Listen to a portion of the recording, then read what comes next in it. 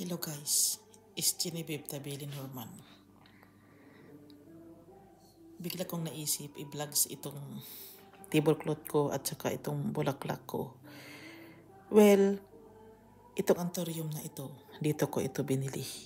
We have anthuriums in our country, in my country, Philippines. Pero binili ko siya dito.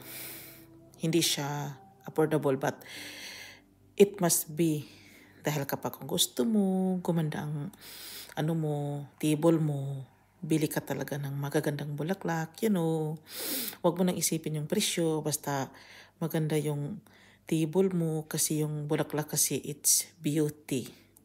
Hindi lang nila napapansin yun. Mahilig pa naman ako sa bulaklak, nagmana pa naman ako sa lola ko, yung mga gulay, yung mga bulaklak, yung lola ko talaga, hindi ko makalimutan yung buhay pa yun. Naglagay talaga siya ng bumbills. Ako talaga yung nakamana sa kanya, wala nang iba. Ako na yun. Kasi nagtataka na lang yung mga Swedish for me. Hindi nila nagawa ko. Nagmana ko sa lola ko Ilang beses ko bang sasabihin, I inherited this kind of talents to my lola to plant. Bigla ko lang naisip guys. Guys, dito na lang ako. Maraming salamat. Bye.